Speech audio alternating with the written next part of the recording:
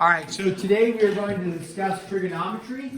Trigonometry is, to try to break it down into something straightforward, deals with triangles. Today we're specifically going to talk about right triangles. Trigonometry also deals with some non-right triangle stuff, and we'll talk about that as well. But trigonometry is the relationship between an angle measure and the sides of the triangle based off of that angle measure. Now, I say sides, it could be the legs compared to each other, or the hypotenuse thrown in the mix. But all trigonometry is it's a relationship between an angle measure and then the sides of the triangle. Okay? And there's three different relationships that, in general, three different basic relationships that we talk about with a triangle and the side relationships. And so those relationships that we're going to talk about are ratios for those relationships, the ratios of the sides, and then in comparison to some angle measure. What do you need? Yeah. Okay. Cool.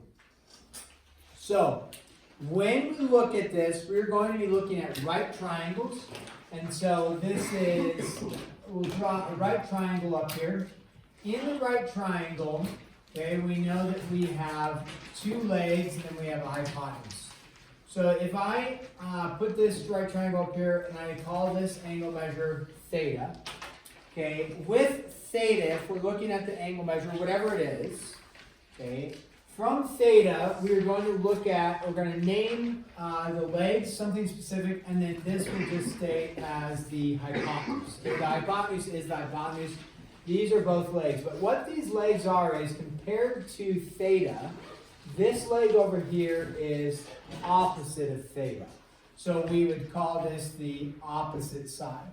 This leg right here we are going to call the adjacent side, okay, because it's next to theta. Now, the hypotenuse is next to, but it's not a leg of the triangle, right? It's the hypotenuse. So the hypotenuse is adjacent to that, but we're not talking about it as the adjacent leg. And so that's why this is the adjacent leg, and this is the opposite leg compared to theta. So there's three relationships we're going to pay attention to. Those relationships are going to be the ratio formed. Now, a ratio is comparison of two quantities. The ratio formed of the opposite and the hypotenuse, the ratio formed between the adjacent and the hypotenuse, and then the ratio formed between the opposite and the adjacent. Okay, we give that a name. Okay, we give it three different names. The three different names are going to be sine, cosine, and tangent. Okay, with sine, cosine, and tangent, we actually rarely ever write them fully out like that. We give it a shortened sine, cosine, tangent. You'll see on your calculator, you'll see those three buttons, but they don't write the word sine all the way out. They actually just give it an abbreviation. And so the abbreviation that you're going to see is this: sine, cosine, and tangent. The uneducated math person says sin, cos, tan, which is not true. Okay, but if you want to be funny and say sin, you can. But that stands for SIN on the mathematical on your calculator. That stands for the sine. Now, when you see the word sine, it means something very specific. Okay, so what it is this: is that the sine by itself, just writing the word sine, means nothing. But we always say the sine of an angle measure. So I'm going to tell you the sine of theta. Again, we don't write SINE theta. We use the abbreviation.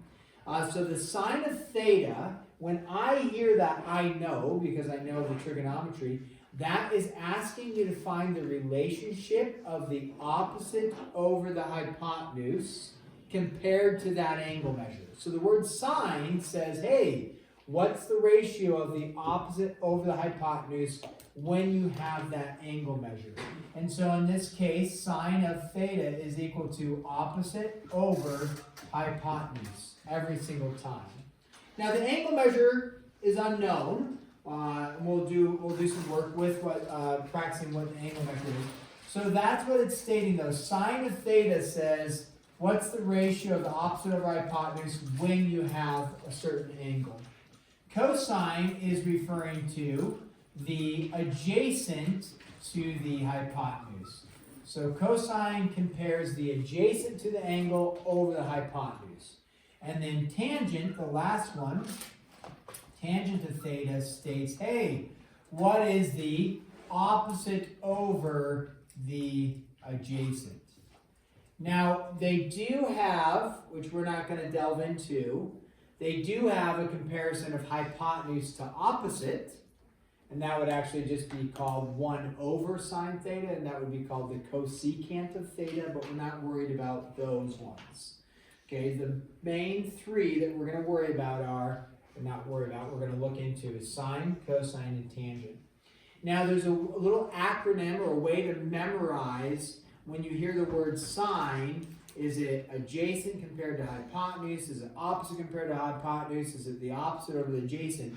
So what we think of it as for the acronym, S for sine, O for opposite, H for hypotenuse. So this would be so. Okay, cosine is going to be C-A-H, so it's going to be ca, and then tangent is going to be toa, T-O-A, T-O-A. And so this little acronym, there is, I think the book refers to it as something, people put some like words to this to try to remember, and they say something along the lines of some old horse came, ate hay, I don't know what it is. I don't ever memorize it. I just remember so, ka, toa, which kind of has its own flow anyways. So, ka, toa. And so if you ask a lot of people that are taking mathematics, whether it's here or elsewhere, you're like, oh, so, ka, toa, they know what you're referring to. So if you want to memorize some acronym that goes with it, like some old horse came and ate some hay or whatever it is, you can. I'm not going to teach you that. You can come up with that. So when you think, oh, cosine, what is that referring to? It's ka, which is the adjacent over the hypotenuse. So you're like, tangent, what's that one? Toa. Oh, that's referring to the opposite over the adjacent. Okay, let's give a numerical example of this. Okay. If we said, let's think through, our 30, 60, 90, we were talking about yesterday. All right. If I were to state that the hypotenuse was 2, what would the shorter side be? The hypotenuse is 2, shorter side is 1. And then what's the longer side going to be? Root 3 times 1, right? I'll put the root 3 times 1 so remember that, but what's root 3 times 1? Just root 3. Now, I made up nice, easy numbers for us to look at, but like 2, so it turns into 1 times root 3. You can choose anything you want, it's fine, but we're just going to use those numbers. So when we look at this, okay, the asking what the ratios formed aren't valuable if we already know them all, but we're going to be transitioning into we don't know what the ratio is, we don't know the angle measure, can we solve for unknown things? That's our goal. But we're going to look at a known thing and then look at, when we look at SOHCAHTOA, and say, what does that look like? So if I write, let's use sine, if I write sine of 30 degrees, what the sine of 30 degrees, this is not sine times 30, it's sine of 30 is the way we would say it. We are asking what ratio is formed, okay, when we say 30 to sine of 30, what ratio is formed? Okay, when we say sine, what do they want us to compare? The opposite of 30 degrees over the hypotenuse. So when we say sine of 30, they are asking for what's the ratio of the opposite side of 30 compared to the hypotenuse. And we look up here, in this case, what would the ratio be? 1 over 2. So the sine of 30 is 1/2. If you were to take another picture, and if you want to draw this, some of you are taking notes, which is good, you can. Let's say we made, and this is 30 degrees and this is 90 again. If you wanted to pick a different length, let's say, hey, this is a length of 20. Let's not do 20 because we just used 2. So let's say this is the length of 32. Make up a number, it's 32. Based off of yesterday, we know that in a right triangle with a 30, 60, 90, the hypotenuse is always twice as big, right? So if this is 32, what's this side going to be without having to do any measurements or anything like that? It's going to be 16, guaranteed. If I were to ask over here, again, the same thing we just asked, I said, hey, what is the sine of 30 degrees for this triangle? Well, the sine of 30 is stating, hey, what's the ratio? It's just asking what's the ratio when you have a 30-degree angle. What's the ratio going to be? The ratio is going to be opposites. Remember, it's so opposite over hypotenuse. It's the 16 over the 32. Well, what's sine of 30? What's 16 over 32? It is 1/2. So the sine of 30 is always going to be, no matter what triangle you're dealing with, what right triangle you're dealing with, what's the sine of 30 degrees always going to be? 1/2. Okay? I'm going to take this moment to hit pause, pull out your calculator, okay? And you are going to look at your calculator and you're going to find the sign button, S-I-N, right? It says S-I-N, it does't say S-I-N-E. On that, you are going to hit sine of 30 degrees, okay? You are going to hit sine of 30. So when you punch in sine of 30 and hit enter, you should get out 0.5. Usually the calculators give you the decimal format. If you don't get out 0.5, it's because there's a potential you are in the wrong mode. There's two different modes that you can deal with. There is a radian mode and a degree mode. For our purposes in geometry, just the basics of trigonometry, we're going to only be working in degrees. There is a radian mode which deals with pi's because a circle has 2 pi in it for the revolutions in it, deals with the number pi. So you don't have to worry about that, but it's a difference between radian mode, which you are not going to have to use, and in fact, if your calculator's in radian mode, you're going to get out the wrong values, versus degree mode. What mode do you want to be in, you guys? Which mode do you want? Degree mode. So if you're not in degree mode, I will have to help you find degree mode. You can look for mode. It should say something, a lot of times it says like D versus R, or it says DEG versus RAD. So you can see that somewhere on the calculator a lot of times. Sometimes the calculator doesn't say, but you know you're in degree mode if you hit sine of 30, and what do you get back out? 0.5 or 1/2. If you're not getting that, I'm not going to help you right now, but you should be getting that. So if you're not getting that, be like, I need help. Okay, figuring out my calculator. Make sense? Okay, so the calculator, every time you hit sine of 30, as long as you're in degree mode, every single time it's going to give you 1/2. Because it's comparing the ratio. It's not saying what is the length of this side, because then that would be 1, that would be 16. It's two different numbers. It's saying what's the ratio. The ratio is always the same. So when we say cosine of 30 degrees, ha, okay, you could crank that out into your calculator, but without a calculator, you don't actually need to know. You can figure out what the ratio is, because ka is referring to what? The adjacent, right, compared to the hypotenuse. The adjacent here is root 3. The hypotenuse is 2.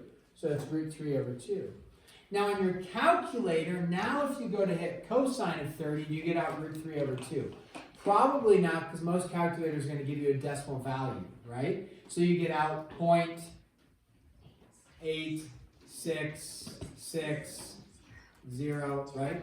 So if you want to check and make sure that that's correct, just take your calculator and do root 3 over 2 separately, and you'll get out the same value, 0.866, okay?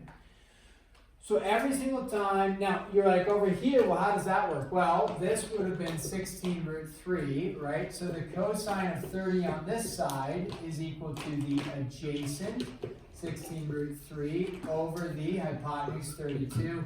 16 and 32 cancel out. What do you get? Root 3 over 2. So it'll always be root 3 over 2. Then the last one we could look at for this example is the tangent of 30 degrees. And the tangent of 30, if you're looking at just this without having to use a calculator, you'd say it is the TOA, right? TOA stands for the opposite over the adjacent, and then simplest radical form, which would be root 3 over 3. And again, you can punch that in your calculator, and it'll give you a decimal ratio for that. Okay. So it does not matter the size of the triangle. It's all basing it off of is the angle measure. Now, in the unit circle, which you see that circle up there on the far right of the right whiteboard, do you see the numbers like 1/2? And do you see the numbers root 3 over 2? And then you see other numbers up there. There's a bunch of numbers up there, but the 1/2 and the root 3 over 2, and then you see root 2 over 2, root 2 over 2. That's because it's standing for the sine and cosine of 30-degree angles and 45, or 40-degree angles and 60-degree angles. You don't need to memorize the unit circle at all, but that's what all that's what all those values come from. Is simply SO, chi, and they actually don't have TOA listed on that unit circle, but they are emphasizing the sine and cosine. So with sine of 30, sine and cosine of 30, we can do this all without a calculator because we just worked it out saying what's the sine of 30, it's 1 over 2. The issue would be is if I gave you a different triangle and I said, hey, this is 37 degrees, okay, and then this would have to be 53 degrees. And I said, well, what's the sine of 37 degrees? Well, the sine of 37, do we know anything about a special 37, 53, 90 triangle? Was that one of our special right triangles? No. So can I make up like I did and say this is 2, therefore this is 1, therefore this is root 3, this is 32, therefore this is 16, therefore this is 16 root 3? Can I just make that up like I just did? No. So I don't know the sine of 37. I do know the sine of 30 is 1/2. I have that memorized. And you could have it memorized without a calculator by looking at a picture like this. Because you know the relationships based off of yesterday. Can I do that without a calculator, sine of 37? No. But does your calculator know all of the ratios? Has it been programmed and it's memorized? The calculator has memorized all the ratios. It has. So when you punch it into your calculator, it'll give you the exact ratio of this opposite side compared to the hypotenuse. No matter how big the triangle is, no matter how small the triangle is, if it's a 37-degree angle there, it's the same ratio every time. So what is the sine of 37? 0.601. Okay, dot, dot, dot, right? And so that is the ratio of the opposite side of 37 compared to the hypotenuse. Which would make sense that it's bigger than 1/2, bigger than 0.5. Because that 37, right, is expanding. That opposite side of 37 is actually getting bigger compared to the opposite side of 30 compared to that hypotenuse. Okay? So that's the basics of trigonometry. Now, there is also something that needs to be looked at. I got to double check and see where they introduce this. They do introduce this here, so this is good. Let me do this. Let's do an example with this trigonometry, okay, before we get too far. And this is going to say solve for x and y, okay? Solve for x and y. And if we have this triangle here, like this, okay, so it's got to be a 90, okay, for what we're working on. And so let's go with 30, okay, we'll call that 8x, y, and we'll call this, I guess it doesn't matter, I can call this 41 degrees, okay? So this is where trigonometry would come into play. This is where you're like, this is where the value of it is. If this is an 8 for the hypotenuse, and we're trying to find out what x and y are, and you know you have a 41-degree angle, can we do Pythagorean theorem to solve for x and y? No. Because how many things do you need to solve in Pythag? You need at least, what, 2, right? And then you can solve for the third side. So this Pythag doesn't work.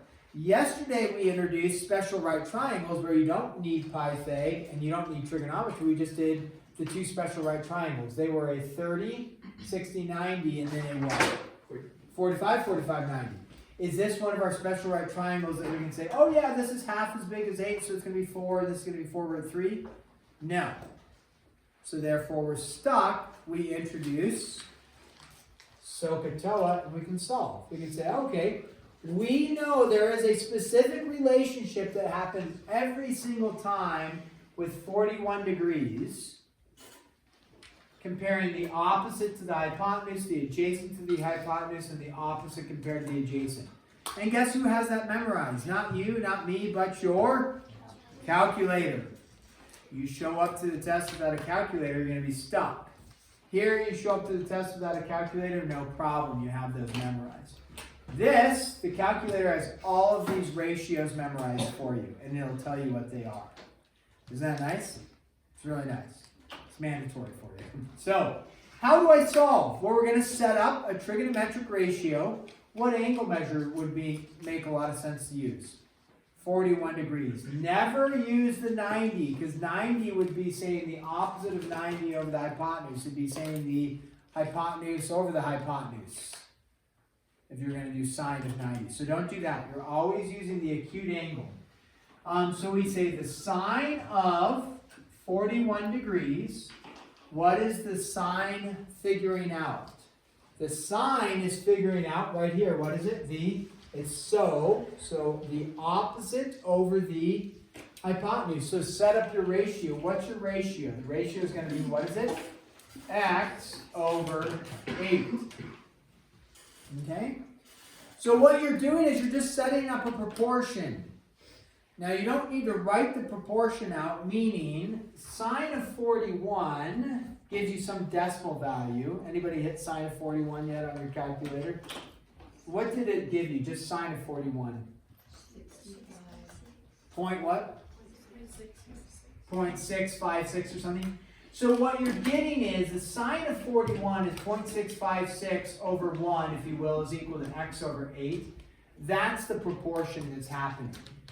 Right? So the calculator gives you the ratio here. You know the ratio over here is x over 8, and you're just comparing those. That's not the way we write this or solve for it, because then you're using a rounded value. So what we actually do to solve, though, is we just say, I have x unknown, multiply both sides by 8. Here's an important piece, though. When you multiply it by 8, you want to go 8 times the sine of 41 is equal to x. The error will occur here is if you accidentally go sine of 41, and your calculators, a lot of them do like a parentheses, not all of them, but some of them do, and then you go times 8 like that. That's saying 41 degrees times 8, which is not what you want to do. You want to go the sine of 41 and then multiply that by 8. Okay?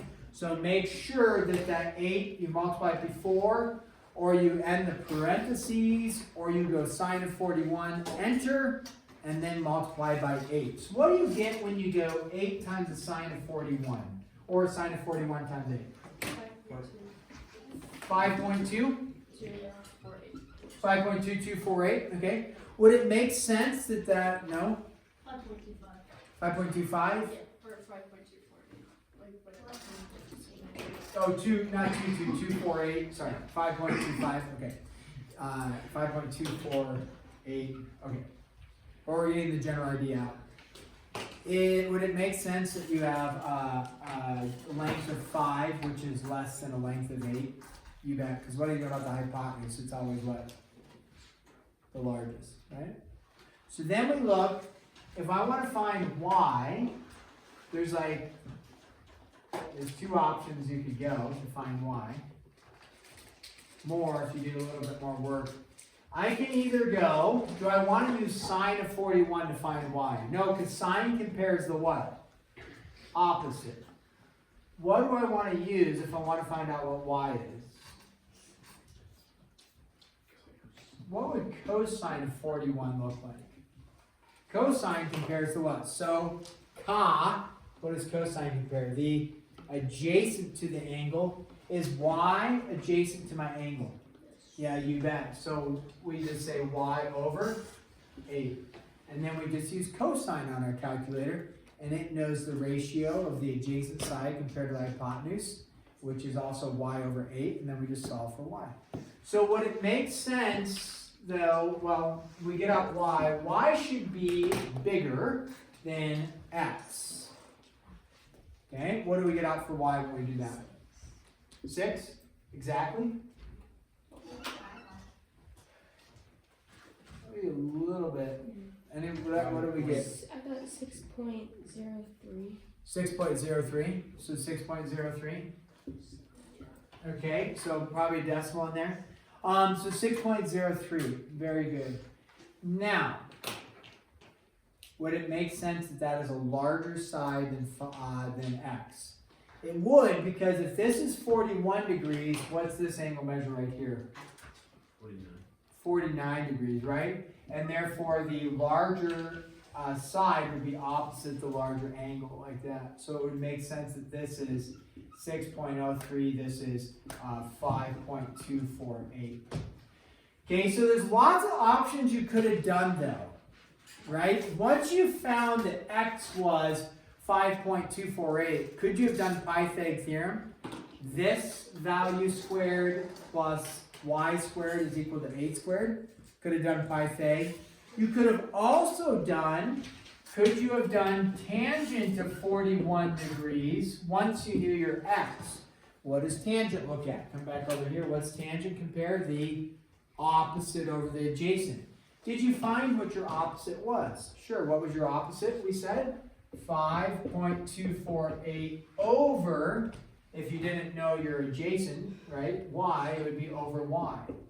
The only issue with doing this route, what's the issue with doing this route right here versus doing this route right here? This is a really important thing for science. What did you say? The variables on the bottom. Instead of Variable is on the bottom. It's not an issue, but it does make it a little harder. Yeah, I generally avoid when the variable is on the bottom if I can. So that's a good observation. But it's not wrong to do. Nate? you rounded your sign from 41.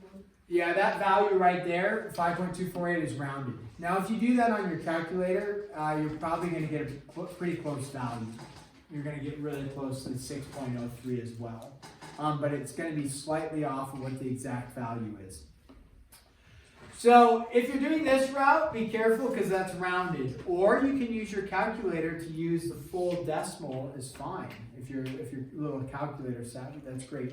But if you're gonna use a rounded value, make sure you take it out to several decimal places. Like that probably would be okay for you. But like Holiday stated, also the variable's in the bottom. So you would have to bring the variable out of the bottom to get rid of it. And then you would have to divide by the tangent of 41. So you would get 5.248 divided by the tan of 41. And if you do that on your calculator, 5.248 divided by the tan of 41, you should come out to be something really close to 6.03. If that was the correct value. You should be getting something close to it. Probably a little bit different. What did you get, Bridger? 6.037. 6.037, so in that case, maybe it's almost the same, but it won't be quite the same. But if you're using 3 decimals, you're probably going to be okay on that, okay? So just be careful using rounded values. So that would be a basic example there. What about, okay, let's do this one we haven't done an example of or talked about, but we are going to have an unknown angle measure. So let's go with, if you are given this picture here, okay, here, and here, and this is 12 right there, this is 4 right here, this is a 90. It is very important that you notice that it's a right triangle. It's very important for what we're doing right now. This is x degrees and this is y degrees. Okay, so we haven't talked about this yet and how to work with your calculator, but we will now. Because everything I've been talking about so far, sine of 30, cosine of 30, tangent of 30, we did sine of 37, we're doing sine of 41, cosine of 41, tangent of 41. All of those we know the angle measure. Here, do we know the angle measure? No. Set up the ratio the exact same, but then we're going to use the calculator to solve with a little different twist to it. So what we have here is an unknown x, let's say. Okay, so let's find out what x is. When we look at this triangle, we look at the sides given to you. They gave you the legs. Did they give you the hypotenuse? No. Hypotenuse, unknown. Do we have a trigonometric ratio that does not deal with the hypotenuse? Is there one in here that does not deal with hypotenuse? Absolutely. Which one doesn't deal with hypotenuse? TOA, tangent. So if you come to a problem and you're like, there's no hypotenuse, great. What are you going to use? Tangent. Okay? Now, could you find the hypotenuse without trigonometry here? Don't forget your basics. What's your basic? To find the hypotenuse if you wanted to. Pythagorean theorem. Okay? So, but you don't need to do the Pythagorean theorem. Because we have what? TOA. Okay? So we're going to set up, let's start with x. You always take the if you will, the trigonometric function, we call it, tangent of the angle measure. You will never state, like in looking at this problem, it would never be tangent of 12. 12 is not an angle. You would never have tangent of 4. 4 is not an angle for this problem, right? You're only doing the trigonometric function of an angle measure. So it's tangent of x or tangent of y. Okay, so we go tangent of x, unknown, equals, come back over here, what does tangent equal? It's TOA, right? So what is the O, what is the A? O stands for opposite of x. What's opposite of x? 4. What's adjacent to x? 12. The hypotenuse is never considered your adjacent. All right, so now we have tangent of x is equal to 4 over 12. The issue is, can you punch tangent of x on your calculator? It gives you a miraculous value. No. So what you can do is the calculator knows that with the right triangle, if you're going to use the button tangent, it knows the angle measure formed by taking the opposite over the adjacent. It's amazing your calculator has this much information stored in it. So when you tell your calculator, hey calculator, I have the opposite over the adjacent. I have the opposite over the adjacent in a right triangle. What's the angle measure that gives me 1/3? Because isn't 4 over 12 the same thing as 1/3? So, you know, if you wanted to, you don't need to, but if you wanted to simplify it to 1/3, you can. Or you can leave it as 4 over 12. The calculator knows. But you're telling the calculator, hey, I've got a ratio of 1 to 3 for the opposite compared to the adjacent. What's my angle measure? How do we do that? Well, you tell your calculator, you say, hey calculator, do the inverse tangent. What is inverse tangent? Look on your calculator, it should be right on your tangent button, and it says tangent and then with a -1. The uneducated math person says tangent to the -1 power. They're uneducated. I've educated you to be what? Inverse tangent. Inverse tangent. You have inverse sine, inverse cosine, and inverse tangent. So you do the inverse tangent button of 1/3. What mode do you need to make sure you're in still? Degree mode. Your mode shouldn't randomly change on you unless you forcibly change it. Okay? So should you end up with some sort of degree measure? Yeah. So if you end up with like -15, you did something wrong. If you end up with 97 degrees, you did something wrong because this is a right triangle, so these have to be less than 90. So what do we get for x, those of you doing it? 15 point what? 18.435. Oh, 18.435? Yeah. Okay. Anybody agree? I heard a couple other mumbles of 18. I just said 18.434, but it's just because the 5 is rounded. Okay, that's fine, yeah. So 18.43 something is looking good, okay? Now, that's your angle measure. So if you can't find your inverse tangent button on your calculator, you'll need help with that for sure. But now that we have that, do we need to do trigonometry for y? A lot of people do, but you don't need to at all. How do I easily find y without trigonometry? Do x plus 90 and then 90 minus that. Yeah, perfect. In this case, you could add up all the angles and set them equal to 180. Yeah. Or what Holiday recognizes is that x and y have to equal 90. Because if this is 90, these two added together equal 90. Therefore, y is simply equal to 90 degrees minus 18.435. That's how you get y. Now, if you didn't recognize that, it's no problem. You could do trigonometry for that as well. And just to confirm that you get the same answer, you could do tangent of y degrees is equal to the TOA, right? TOA, which is opposite over adjacent 4. So you do inverse tangent on your calculator of, in this case, reduced 3, and you will get out the same answer. 71 point, what? 565? Something along those, 565, something along those lines. 71, oops, 71, 565. Okay. Is that, I mean, that's giving you the tools. So you have, when you know the angle measure, you do sine, cosine, and tangent. When you don't know the angle measure, you do not sine to the -1, but what do we call it?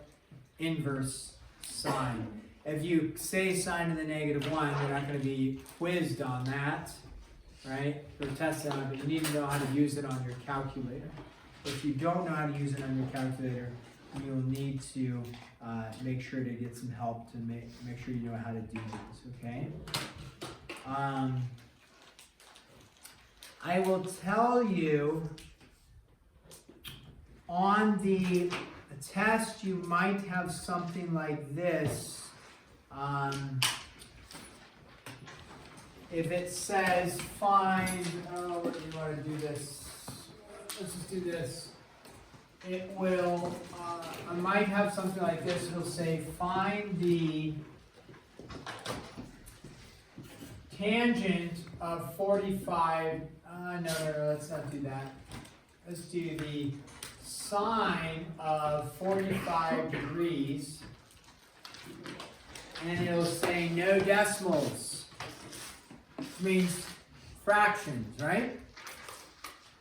So when you're like, oh, okay, great, and you punch in sine of 45, go ahead, punch in sine of 45, you get a nice fraction.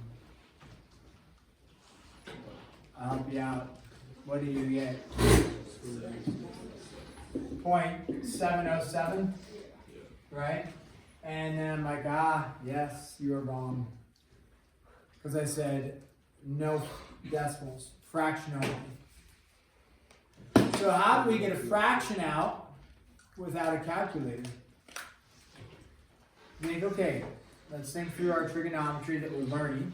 It's okay, 45 degrees, trigonometry always deals with what type of triangles? Right triangles. So if I've got 45 degrees, I could state, okay, let's draw a 45 degree angle here. And then what kind of triangles are we dealing with? Right triangles. So what does this angle have to be? Right. What does this angle have to be? 45 degrees. So I got 90, right, and 45, 45. You're like, interesting. What kind of triangle is it? It's right, and it's a 45, 45, 90. And so therefore, the sine of 45 degrees is asking for the sine is not sorry. Sine is so they're asking, what is the ratio of this side compared to this side? Or maybe we better put it like this, the opposite compared to the hypotenuse. You're like, well, I don't know because I don't know the side lengths. With a 45, 45, 90 or a 30, 60, 90, can you make up side lengths? You bet. Pick a side length for the hypotenuse. 48. 48, a rather large number for usually our purposes, but I said pick anything, so you chose 48. If Lincoln chooses 48, no problem. We all hopefully, after doing 8-3, should be able to easily find out what both of these are without a calculator. What are both of those lengths going to be? Bigger or smaller than the hypotenuse? Let's start with this. Smaller. By how much? Root, not 1/2, but root what? Root 2. And so what I know here is, this would be 48 root 2 over 2, which is going to be 24 root 2. Thank you, Lincoln, for picking a large number. So what I know is this is 24 root 2, each of these sides is. So when I say now, what's the sign of 45? You say the sign of 45, it doesn't matter which 45. It is the opposite, which is 24 root 2 over the hypotenuse. What's the hypotenuse? 48. And so you end up with those cancel. You have root 2 over 2. Check your calculator. What's root 2 divided by 2? Decimal format, it is going to be what? Right there, 0.707. So root 2 divided by 2. So you also look up there at the unit circle. Do you see root 2 over 2 at the 45-degree angle? That's where it's coming from. Yeah. So on the test, or I guess it's just going to be the test, I might ask you for things like cosine of 30 degrees in non-decimal format. You would have to then think through what we were doing at the beginning of the time.